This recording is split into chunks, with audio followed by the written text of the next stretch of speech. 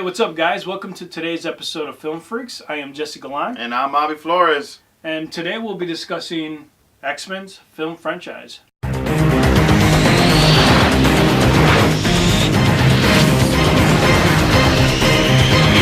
Right on. Now that we have X-Men Apocalypse, we now have the new trilogy set with First Class, Days of Future Past, and Apocalypse. And we also have the classic, the original trilogy that no longer exists. So we have X-Men, XMen United, and X-Men The Last Stand. So we're going to be going through both franchises, or both trilogies, and talking about the first film, the second film, and then finally both of the third films.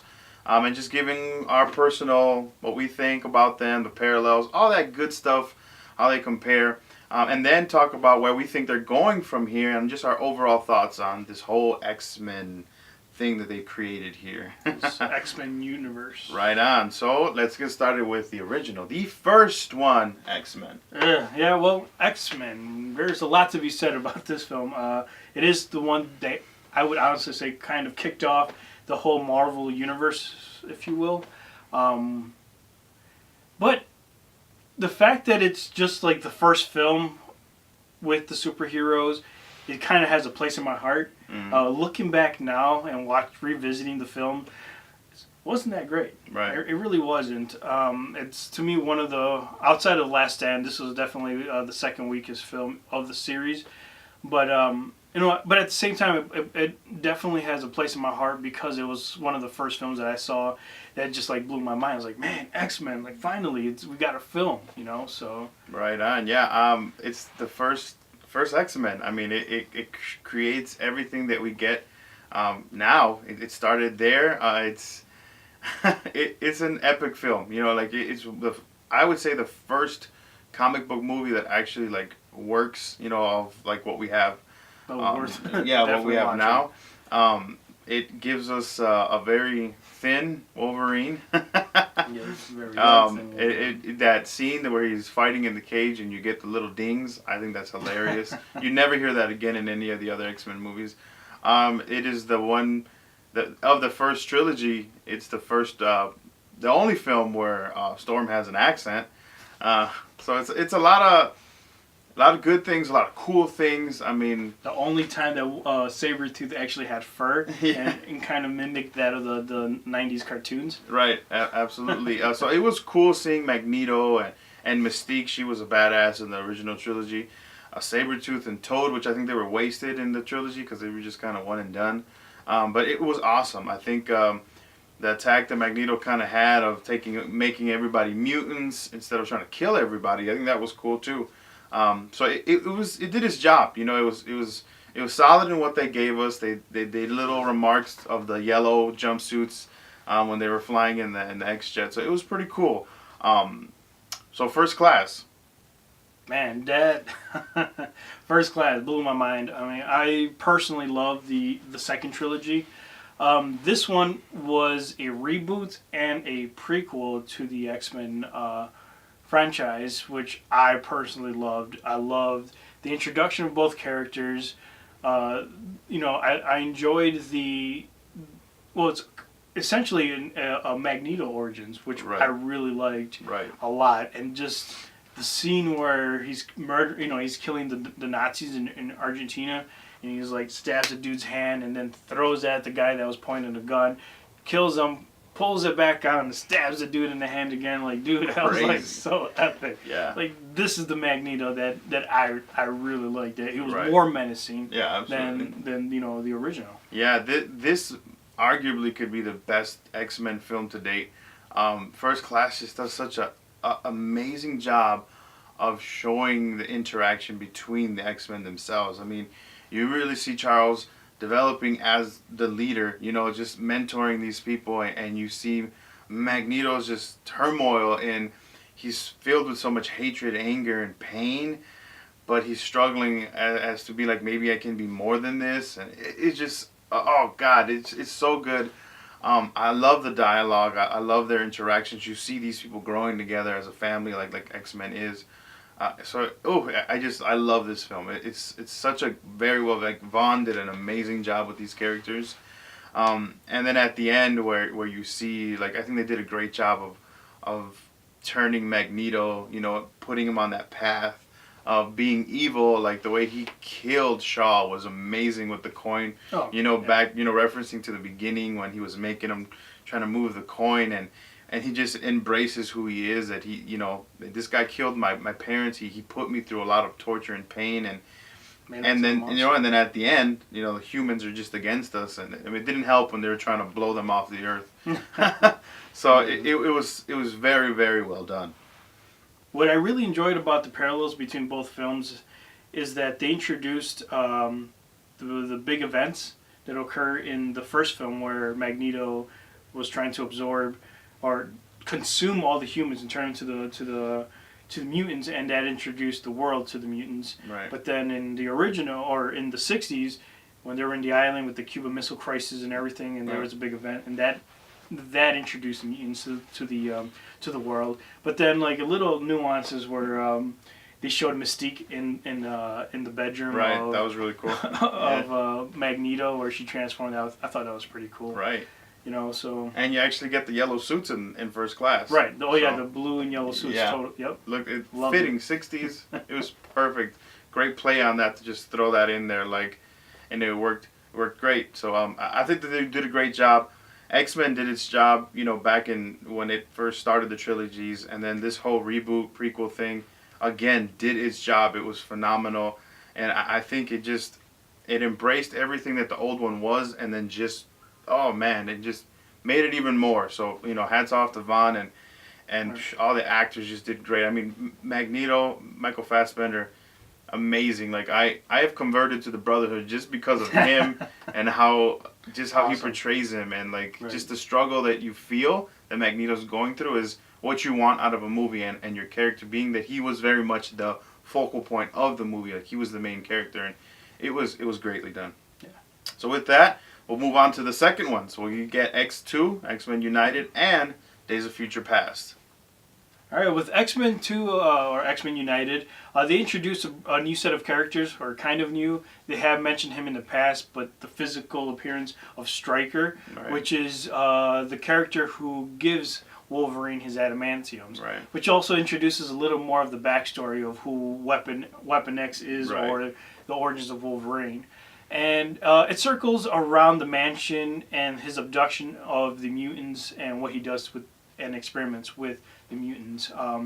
I personally like the scene where Magneto and Charles were in the plastic cube area, and he confesses to telling them that he couldn't help but tell him absolutely everything about the mansion, and the look on Charles' face is like, "What have you done?" And that's when he gets captured. But then later on, you see Mystique in the room, which, by the way, is a big indicator. If you have a beautiful, gorgeous woman coming up to you just randomly, just at a bar, completely interested in you, red flag, stay away. She injects some liquid iron into his butt. Man, Man. Magneto just does that security guard dirty. So he walks in there and just rips him to shreds. It's crazy. That still almost as badass as the original, but not as quite, but pretty menacing. Yeah, absolutely. To me, this is my favorite of the original three. Nightcrawler has an amazing intro scene of like just setting just this movie up to be better than the first, and just kind of following through with what they started. I really like this film. Like I said, my favorite. Nightcrawler was awesome. Like in the scenes that you do see him, I love that they stick to like who Nightcrawler is. Magneto again, he was typical Magneto in this movie. Just, you know, he's on his agenda. He knows what he has to do to get it done. Stryker did a good job. Like, he invades the mansion. You see Wolverine a little more beastie in this film. Like, he goes a little more rage mode. Rogue just, oh my god. Oh, I forgot about Rogue. Completely just annoying. Like, she really wasn't much in the first one. She was okay in the first one. But then in this one, it was like, okay, I'm done with this Rogue character. They need to just stop. Do something. Just don't have it in the film. Right. So it's cool seeing the Brotherhood and the X-Men kind of coming together and having to stop Stryker from killing all the mutants. And then, of course, Magneto has to slip it in there and like, okay, now that we've done away with you, I'm gonna flip the script and try and kill all the humans. And obviously the X-Men come through, Nightcrawler and Storm stop it. And yeah, and you don't. And another thing that I'll just say, like, yeah, it's fine that Cyclops is just such a waste of a character in this trilogy. Like, oh my god, what a whiner! Like, like 1 and 2 you get the most of him. Like in 3 he's really not in it. Which but, is a good thing. Right, but oh my gosh, like what a baby! You're supposed to be the leader, bro. Like, quit crying all the time. Like, that was almost as bad as Rogue. He's like second worst. Yeah, character. he's second worst character. It's just annoying. Oh, funny. Okay, so now we'll move on to X-Men Days of Future Past. Yeah, I mean, this is personally one of my favorites. Like, I would almost put this at number 1 if it wasn't for First Class. I mean, it's just so close. Just very so close. close. This is the film where Avi and I have had tremendous amount of disputes and conversations and just going blown out nerdom. Like, just over the smallest of things and just almost heated conversations about nonsense because this movie is so great. But but it also introduces the theory of time traveling and all these other scenarios that people want to put their input, but it's all theory. But I have to say, what I really love about this film is the time traveling itself, where they send Wolverine to the past, to 1973, or at least his conscience, and it has to try to prevent Trask from getting murdered by the hands of Mystique. Right. And just the interactions, what he says is just, it's funnier, it's a lot of action, and just really enjoyable. Right on. Yeah, I love this film too. I feel the same as Jay. Between First Class and this one, it depends. I don't know which movie I'm watching at the time is probably my favorite, but it's so hard. The scene that I just love is Magneto and Charles. They're in the airplane, and Magneto or Charles is trying to make Magneto feel bad for abandoning him and like leaving him and taking everything, and then Magneto just goes off, listing all these mutants that died and that Charles been hiding in the mansion, and it's just like, oh my god, another reason why I'm part of the Brotherhood. That scene is just like sealed the deal for me, because again, the character of Magneto, and you see that like why he is the person he is. Like, they murdered these people that were part of X-Men, because Banshee was part of it, Angel was for a little bit, but he's saying like they were testing and experimenting, doing all these crazy things, and ultimately they died. And Magneto's like, how can you say that I abandoned you when all this stuff is going on? It's such an awesome scene. More of that, the character dialogue and interaction that I love from First Class, bringing it into Days of Future Past. And I'm a major Wolverine fan, not because of the movies, because I've always been a Wolverine fan from back in my childhood, watching the animated series and playing the video games and all that. So I love that he's the main character in this movie, along with Charles and Magneto. But he's the one that has to go back and try and fix it, because he's the only one that could survive the trip and all that. So it was great. They used the time traveling thing to do an awesome movie and try to rewrite the first 3, because the last time was terrible, which we'll get into. But then along with doing such a great thing, they also bring a lot of controversy in it too because of that. So I'm a big X-Men fan. I love this movie. I love what they did with it. Like, it was just good. Again, you see Magneto. Mystique was a little... I kind of liked her in this one. I'm kind of indifferent with this Mystique. I love the Mystique from the original trilogy. This Mystique, I'm a little indifferent with. But it was a phenomenal movie. Bryan Singer came back like swinging, knocks it out of the park. Such an epic film. Days of Future Past. I mean, obviously it's not like what we get from the comics and the TV show, but what he did bring, it was great. Right, Yeah. Absolutely. And again, going back with Raven, she's in the comics and all that, she's always been pretty much the bad guy in the film. But with this universe, if you will, she's kind of a good person and a bad person. And in this film, this is kind of where you get a little hint of the new Mystique or the older Mystique, where she's not completely good. She's almost neutral, but she's doing her own thing. Right. But it's kind of in a bad way, which is kind of cool. But again, like, I prefer the other Mystique over this one. But on that same note, like, talking about parallels, right? Oh man, this movie has a bunch of parallels. Right. One of the big ones that stuck out to me was in United. Right. There's a scene where Mystique is actually in Stryker's office, Right. and she's like looking up all the tortures and all the experiments that they've done to mutants. And while she's typing and doing all this stuff, you see Lady Deathstrike slowly creeping up into the office, and then she transforms into the janitor, Right. and then leaves, without getting caught. Right.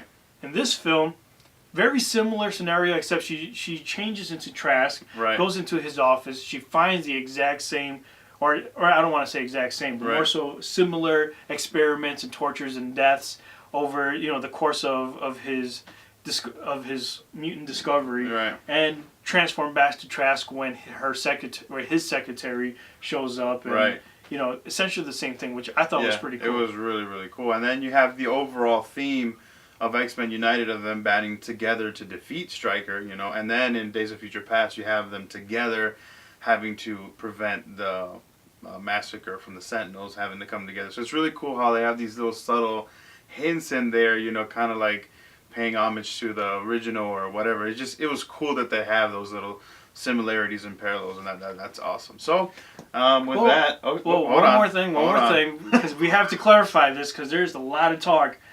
After this film, anything that happens from X-Men Origins, X-Men the Wolverine, X-Men 1, 2, and The Last Stand, none of it exists after this point. I know that because of time traveling and all the events that took place, those films have been completely erased. And this has been part of the biggest argument that I've had with Avi in the past with the timeline and how inconsistent it was and all this other stuff.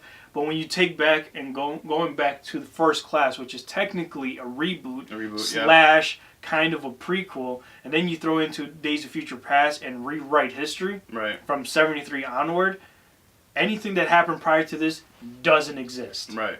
So that being said, let's go to the worst. Yeah. The worst. The worst film of the franchise. Not Apocalypse. No, it's not. Relax.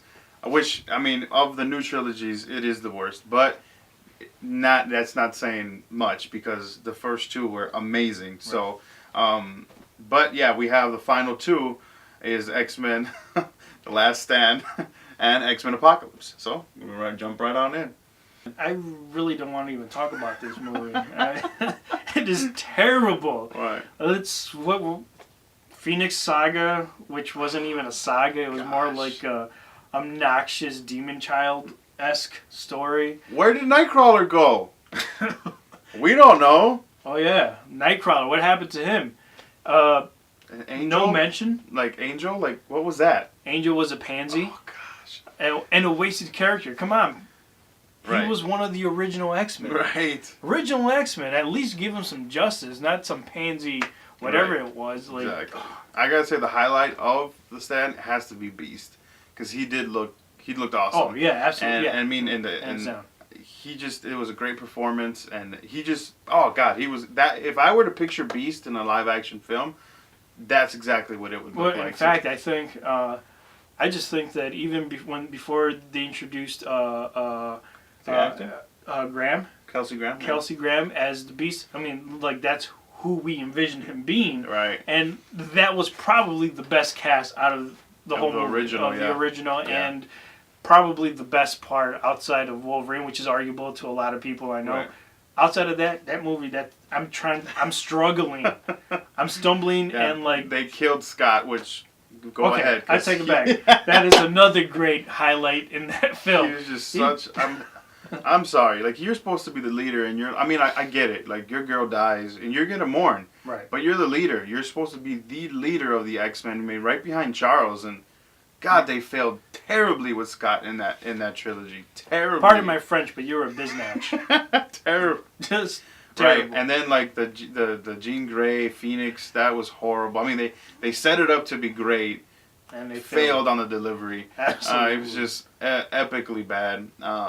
Juggernaut was, garbage. Kind of cool, but kind of not. And they just had so many characters in this movie that were just kind of thrown in there, not really used. And oh gosh, and this is where they get rid of Mystique. Yeah. Which was to me personally, probably the second best character in the original trilogy. Yeah, she was awesome. And, you know, she disappears. They got her, then they inject Magneto with the cure, and it was supposed to be a cure, but it kind of was temporary. They hinted at that at the end, and Which I'm glad they didn't pursue it because right. it was So just terrible. Wolverine kills the Phoenix, Furball, as Wolverine calls him. Beast goes back into the White House. Things seem to be happy. And Wolverine, they end it with Wolverine like standing on the ledge. You see Angel flying again, and it was like I'll watch it just because it's an X-Men movie, you know. But God, this is the worst of the six. I'm by still far. trying to figure out something positive to say about this film, but I I'm mean, struggling. if you like it, God bless your heart. But man, what that was a bad one. All right, so we'll move into the other one, X-Men Apocalypse. Yes, Apocalypse. I mean, right off the bat, let's just talk about how the character looked. Right. Where a lot of people were going bananas over the still shot. First of all, it was kind of, the way that I picture it, it was like a cell phone picture of what Apocalypse looks like, Right. without the additional visual effects and color grading, where everybody was tripping out. Oh, he looks like Ivan Ooze. Right. To me personally, fantastic job. I loved how Isaac played that character. He played it so perfect for that story. And I know that it wasn't true to the comics with the added powers and all this stuff, but this is film. Right. It's not going to be exactly like the comics. If you want it exactly, go read the comics. Right. But, you know, Storm actually had an accent. Right. You know, which is cool. I don't know. It was just a lot of good things for that film, but it was the weakest of the trilogy, the second trilogy. The second trilogy, yeah, absolutely. Yeah, I still very much enjoyed it. It's clear that it didn't even come close to like First Class and Days of Future Past. Like it didn't. I feel like it lacked a lot of what we got in First Class, and what they brought some of that into Days of Future Past of like character intimacy. Like it did lack of that. You did get some of that from the new X-Men, Cyclops and Jean and Nightcrawler. Like you get.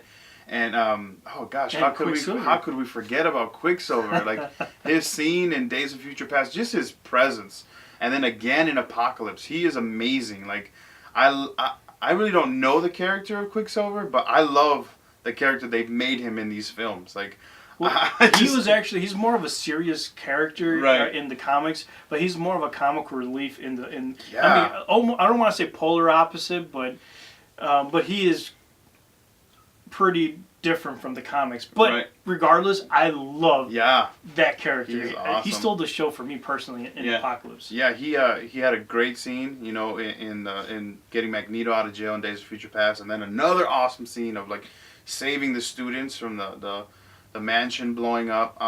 They should bring Scott. I mean, to have Havoc and Cyclops, whether you care or not, who's older, just to have them on screen together, I think that was awesome. Right.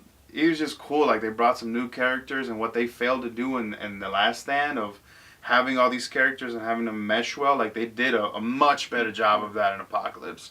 They had Angel again. I feel like they wasted him again. I'm hoping he's not dead. I mean, I'm really hoping he's not. Along with Havoc, I'm hoping he's not dead. But I mean, the movie overall, very much enjoyed it. I was fine with Apocalypse, the way he looked, his powers. I get why he was there. He was, like a god from ancient Egypt. He awakens to this earth and is disgusted. I don't blame him. I don't blame him. And he just wants to wipe the earth clean and start over. I got that. It made sense to me. I mean, I get the gripes of, like, Magneto. I loved what they were doing with him in the beginning, and then towards the end, they kind of, I get that. Like, at the end, he was just kind of floating in the air and swirling metal. I get that. But I also understand that, like, Apocalypse told him, like, feel the earth, like, just, we're going to wipe this clean. So he was kind of doing what he was told. And the final battle, I thought it was cool because you get the feel of them attacking him physically and then Charles attacking him mentally, and then, like, Phoenix just comes in and finishes the job. Right. So I like that feel of it, and I know some people wanted like that epic battle, like one-on-one with Magneto at the end. I get that, but I kind of enjoyed what they did with that. I personally prefer that. I mean, if Apocalypse was this ultimate being with all these powers, regardless whether it matches the comic books or not, he's a big, powerful being. Right. So going head to head, like realistically, it wasn't going to end well for anybody. Right. And regardless of whether Magneto was strong or not. Right. It just, the way that I see it is like Batman going against Superman at his full peak. Right.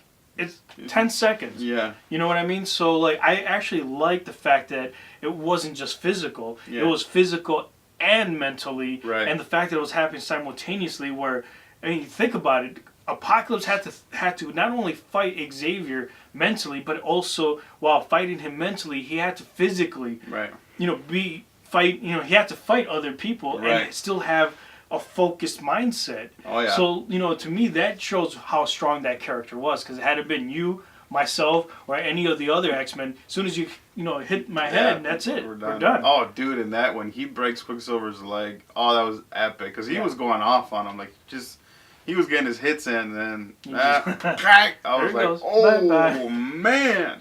Pain! Yeah. So, I mean, I think Apocalypse was great. I enjoyed it. I enjoyed it very much. And I think it did its job as far as getting us excited for these X-Men moving forward. Absolutely. Yeah, I really didn't like Mystique in this movie because I feel... I loved Mystique in the original 3.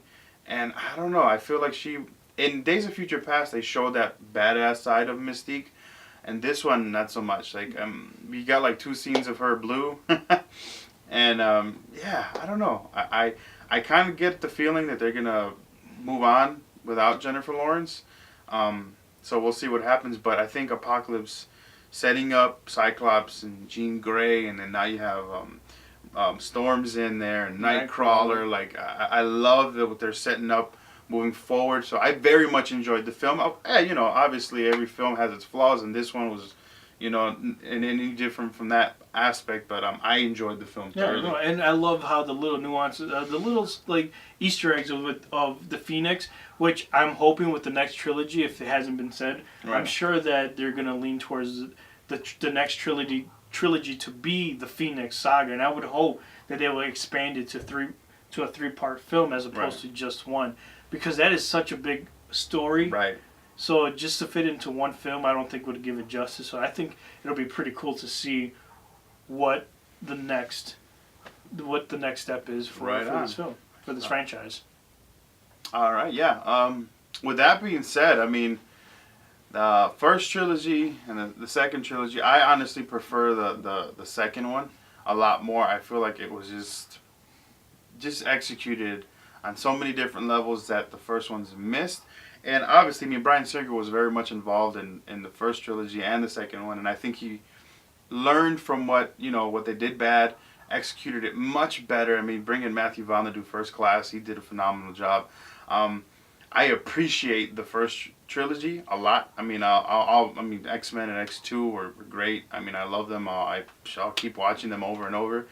X3 we can just kind of forget about, whatever. Never even happened. Yeah, and then you get the new trilogy with First Class, Days of Future Past. I love what they're setting up. Even with the continuity issues and the whole time travel issues, like, I'm on board with Singer. I am. I mean, and I am biased because I love X-Men, but it's like whatever he wants to do, as long as he gives me some kind of explanation, I'm okay with it. Within reason, man. Yeah. I mean, I know we've had this discussion. Right. I mean, you could do whatever you want as long as you give it a really good reason. Don't just go. You fix most of the errors, man. Right. There was a lot of continuity issues. You want us to go past that. Just make sure if you decide to do anything beyond, right, to make sure you keep it within that time frame, because there's a lot of nerds out there, including myself, that will pick at it over the smallest of things. But at the end of the day, as long as there's a good story, good character development, right, and there's some kind of level of engaging with the characters, I'm on board for it. Right, and that's what he's given us. So, I mean, the first trilogy, I mean... What did you rate it? 1 out of 10. The original, I'd have to give it like a 7 because of the 3 was so bad. I'd give it 7 out of 10. I mean, I very much encourage it. Watch 1 and 2. I mean, if you want to watch 3, you can. And then the original, or the next 3, I'd give it 8.5 out of 10. Wow, you're being very nice. With the original trilogy, I would honestly give it about a 6. And and that 6 that goes over that 5 mark because I'm really biased of the original, because of the emotions and and whatnot. And I thought overall they did a pretty good job, but to me the trilogy suffered tremendously because the final film was terrible, like completely bad. There's no redeeming factor for that film. So to me, I'm just grading 1 and 2, and 3 is just a 0. It's just terribly bad. Right. Now with the second trilogy, with First Class, Days of Future Past, and Apocalypse, what I loved about the film, and I don't know if a lot of people noticed or even realized, that in First Class, because it took place in the 60s, Vaughn really did his research. Right. He shot it like a 60s film. He used the camera angles. He hired, a lot of people to make sure that it was shot and looked and felt like a 60s film. Right. So to me, like, you're doing your homework. You're going out of there, and I love cinematography work. Right. So I'm a little more crucial with stuff like that. I love that. And then you add on, not only with that, but you adding on awesome character development, awesome connectivity with the audience and the characters. Right. And then just the overall badass of Magneto in this film. I give it about an 8. Yeah. I really enjoyed this film. And despite everybody disliking Apocalypse, I really enjoyed it. Yeah. Oscar Isaac. We love that dude. We do. So what do you think they're going from here? What's next for X-Men in the franchise? I mean, like I said, I feel like they're hinting Phoenix. But I'm not sure. Like, my biggest concern is that he's going to do what, Singer is going to do whatever he wants. Right. Just because he can, because he rewrote everything. Right. And that's my scare, is like, who is he going to kill off? Who is he going to keep? Right. Or so forth. And, we had the discussion off camera about at the end of Days of Future Past in 2023, when Wolverine comes back into the future, you have Jean Grey, Cyclops, you have Charles, you have Colossus, and all the characters that were introduced in the original trilogy there. Mm-hmm. So my scare is that he's going to do something to change that, even though the timeline has been wiped, but he introduced that ending. Mm-hmm. So to me, there has to be something in between there, maybe reintroducing time traveling again, to kind of to change whatever that outcome he originally had plotted for that film. Right. So I don't care what he does, as long as, like, going back, he explains it. I really hope he does the Phoenix Saga, because that would be the next step. Hell, introduce Cable. Yeah. That will be pretty cool. I don't know, but I strongly feel that it's going to be the Phoenix Saga. Yeah, that's probably what they're gonna. That's what the talk is, that they're probably gonna do the Phoenix Saga. I'm okay with that. A trilogy on that'd be amazing. There's so much story to tell in there. And then I think about, like, the other films, because Deadpool is going, and I know that's set in present time, and the X-Men franchise is not quite there yet. Right. And then they're coming out with a Gambit. So I think I'm wondering, like, as the X-Men films continue, with Jean and Cyclops and all of them, and they get to present time, I wonder if they're gonna do, like, a big collab eventually. But it has to wait, because they're not to present time yet. Which then brings me the question to you: what do you think? Because the next film, if I'm not mistaken, is the Wolverine 3, with the whole timeline being wiped. Right. The Wolverine, which is the second sequel to the Origins X-Men, Wolverine, Origins Wolverine. All of that doesn't exist. So what do you think they're going to do with that film? I don't know. I'm very intrigued to find out what they do.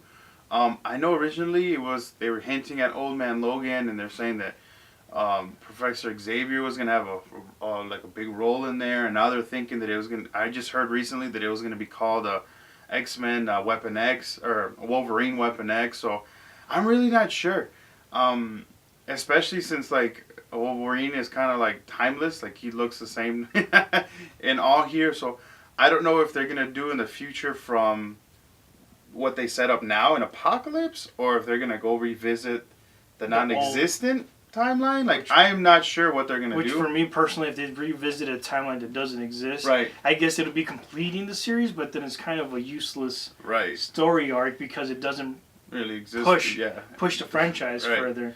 But then at the same time, they are ending Wolverine, Hugh Jackman as Wolverine, so they could finalize the trilogy with that old timeline. But it just almost feels feels like what's the point on Right. doing that? So I wonder what they're gonna do, because he's been a huge part of these 6 films and in his 2 standalones, which first one was not the greatest. Second one was a little bit better, but still not great.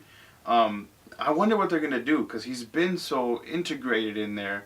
How they're gonna use him to either further along what they've got, or what, you know? So or maybe even kill him half point. Like Yeah. maybe this is not even Old Man Logan, but right, maybe put a stop to it, because then he won't continue as Wolverine yeah, in the next set of trilogies. So that would make more sense, and Yeah. not give the Old Man Logan feel, but not necessarily being the Old Man Logan, exactly, which would make more sense. right.